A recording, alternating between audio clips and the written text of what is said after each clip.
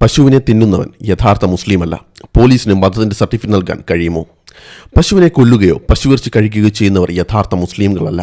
ഉത്തർപ്രദേശിലെ റാംപൂർ പോലീസ് സൂപ്രണ്ടുമായി ബന്ധപ്പെട്ട് പുറത്തുവന്ന ഈ പരാമർശമാണ് ഇപ്പോൾ വലിയ ചർച്ചയാകുന്നത്. അതിലും പ്രധാനപ്പെട്ട ചോദ്യം മറ്റൊന്നാണ്.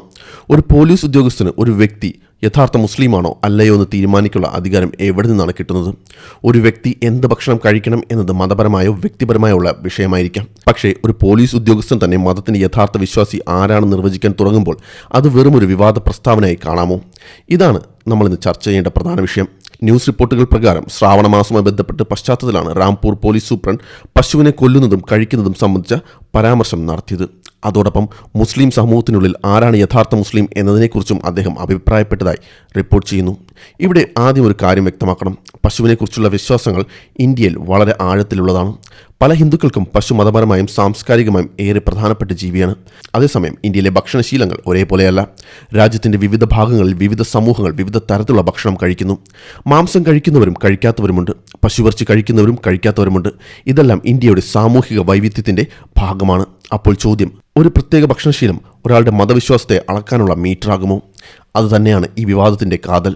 ഇനി മറ്റൊരു പ്രധാന വിഷയം, പോലീസിൻ്റെ ജോലി എന്താണ്? പോലീസിൻ്റെ പ്രധാന ഉത്തരവാദിത്തം നിയമം നടപ്പാക്കുക എന്നതാണ്.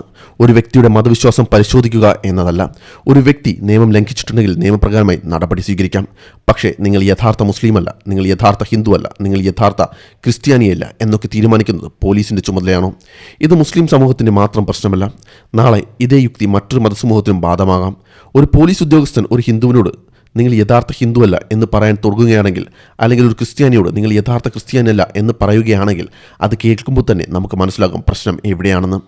മതത്തിൻ്റെ കാവൽക്കാരനാവുക പോലീസിന് ജോലിയല്ല. ഇന്ത്യൻ ഭരണഘടന ഒരു പൗരന് മതവിശ്വാസത്തിനുള്ള സ്വാതന്ത്ര്യം നൽകുന്ന രാജ്യമാണ്. അതുകൊണ്ട് തന്നെ മതത്തെക്കുറിച്ചുള്ള വ്യക്തിപരമായ വിശ്വാസവും ഭരണകൂടത്തിൻ്റെ അധികാരവും തമ്മിൽ അതിർത്തി വളരെ പ്രധാനമാണ്. ഈ സംഭവത്തിൻ്റെ മറ്റൊരു വശം, ഉത്തർപ്രദേശിൽ പശുവിനെ ചുറ്റിപ്പറ്റിയുള്ള രാഷ്ട്രീയം പുതിയ കാര്യമല്ല. പശു സംരക്ഷണം, പശുവിറച്ചി, അനധികൃത കശാപ്പ് തുടങ്ങിയ വിഷയങ്ങൾ വർഷങ്ങളായി വലിയ രാഷ്ട്രീയ സാമൂഹിക സംഘർഷങ്ങൾക്ക് കാരണമായിട്ടുണ്ട്. പശുവിനെ ഇങ്ങനെ രാഷ്ട്രീയ ചിഹ്നമാക്കി മാറ്റിയതിനെക്കുറിച്ച് മുമ്പും പല റിപ്പോർട്ടുകളും വന്നിട്ടുണ്ട്. പശുവുമായി ബന്ധപ്പെട്ട രാഷ്ട്രീയത്തിൻ്റെ സാമൂഹിക പ്രത്യാഘാതങ്ങളെക്കുറിച്ചും റിപ്പോർട്ട് ചെയ്തിട്ടുണ്ട്. അതുകൊണ്ട് ഇത്തരം പ്രസ്താവനകൾ വെറും വ്യക്തിപരമായ അഭിപ്രായമായി അവസാനിക്കുന്നില്ല, പ്രത്യേകിച്ച് ഒരു സീനിയർ പോലീസ് ഉദ്യോഗസ്ഥനിൽ നിന്ന് വരുമ്പോൾ. കാരണം സാധാരണ ഒരാൾ പറയുന്ന വാക്കിനും അധികാര സ്ഥാനത്തിരിക്കുന്ന ഒരാൾ പറയുന്ന വാക്കിനും ഒരേ സാമൂഹിക ഭാരം ഉണ്ടാകില്ല. ഒരു സാധാരണ വ്യക്തി പറഞ്ഞാൽ അത് അദ്ദേഹത്തിൻ്റെ അഭിപ്രായമായിരിക്കാം. പക്ഷേ ഒരു പോലീസ് ഉദ്യോഗസ്ഥൻ പറയുമ്പോൾ ഇത് ഭരണകൂടത്തിൻ്റെ മനോഭാവമാണോ എന്ന ചോദ്യം സ്വാഭാവികമായും ഉയരും. അതാണ് ഇവിടെ ഏറ്റവും ശ്രദ്ധിക്കേണ്ടത്. നിയമം എല്ലാവർക്കും ഒരേപോലെ ആയിരിക്കണം. മതത്തിൻ്റെ പേരിൽ ആരെയും പ്രത്യേകമായി സംശയിക്കരുത്. ഭക്ഷണത്തിൻ്റെ പേരിൽ ആരെയും ദേശവിരുദ്ധനാക്കരുത്. മതപരമായ ആചാരങ്ങളുടെ പേരിൽ ആരുടെയും പൗരാവകാശം കുറയ്ക്കരുത്. അതുപോലെ തന്നെ മറ്റൊരു സമൂഹത്തിൻ്റെ മതവികാരങ്ങളെ അപമാനിക്കുന്ന പ്രവർത്തികൾക്കും നിയമം ബാധകമായിരിക്കണം. അതാണ് നിയമവാഴ്ച. ഇനി മറ്റൊരു ചോദ്യം, ഒരു വ്യക്തി എന്ത് കഴിക്കുന്നു എന്നതിനേക്കാൾ പ്രധാനപ്പെട്ടത് അയാൾ നിയമം പാലിക്കുന്നുണ്ടോ എന്നതല്ലേ? ഇന്ത്യയിൽ ഭക്ഷണം ഒരു സാംസ്കാരിക വിഷയമാണ്. കേരളത്തിൽ നിന്ന് കശ്മീരിലേക്കും ഗുജറാത്തിൽ നിന്ന് വടക്കുകിഴക്കൻ സംസ്ഥാനങ്ങളിലേക്കും ഭക്ഷണ രീതികൾ മാറുന്നു. ഒരു സംസ്ഥാനത്ത് സാധാരണമായ ഭക്ഷണം മറ്റൊരു സംസ്ഥാനത്ത് അസാധാരണമായിരിക്കാം. അതുകൊണ്ട് ഒരു ഭക്ഷണ രീതിയെ അടിസ്ഥാനമാക്കി ഒരാളുടെ ദേശസ്നേഹം, മതവിശ്വാസം, സ്വഭാവം എന്നിവ അളക്കുന്നത് അപകടകരമാണ്. ഇവിടെയാണ് വ്യക്തി സ്വാതന്ത്ര്യം എന്ന ആശയം വരുന്നത്. നമുക്ക് ഇഷ്ടപ്പെടാത്ത ഭക്ഷണം മറ്റൊരാൾ കഴിച്ചേക്കാം. നമ്മൾ വിശ്വസിക്കാത്ത മതവിശ്വാസം മറ്റൊരാൾ പിന്തുടർന്നേക്കാം. പക്ഷേ ജനാധിപത്യത്തിൻ്റെ പരീക്ഷണം അതാണ്. നമുക്കിഷ്ടപ്പെടാത്ത അവകാശം മറ്റൊരാൾക്ക് അവകാശമായി അംഗീകരിക്കാൻ കഴിയുമോ? അതേസമയം ഒരു കാര്യം പറയണം, പശുവിനെക്കുറിച്ചുള്ള ഹിന്ദു സമൂഹത്തിൻ്റെ മതവികാരങ്ങളെ പരിഹസിക്കുകയോ അവഗണിക്കുകയോ ചെയ്യേണ്ടതില്ല. അതുപോലെ മുസ്ലിംകളുടെ മതവിശ്വാസത്തെ ഒരു പോലീസ് ഉദ്യോഗസ്ഥൻ നിർവചിക്കുന്നതും അംഗീകരിക്കാനാവില്ല. രണ്ടിനുമിടയിൽ ഭരണഘടനാപരമായ ഒരു ബാലൻസ് വേണം.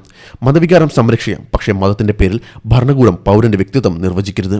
ഇവിടെ മറ്റൊരു അപകടവുമുണ്ട്. യഥാർത്ഥ മുസ്ലിം, യഥാർത്ഥ ഹിന്ദു, യഥാർത്ഥ ദേശസ്നേഹി എന്നൊരു സർട്ടിഫിക്കറ്റ് നൽകുന്ന സംസ്കാരം വളർന്നാൽ സമൂഹം എവിടെയെത്തും?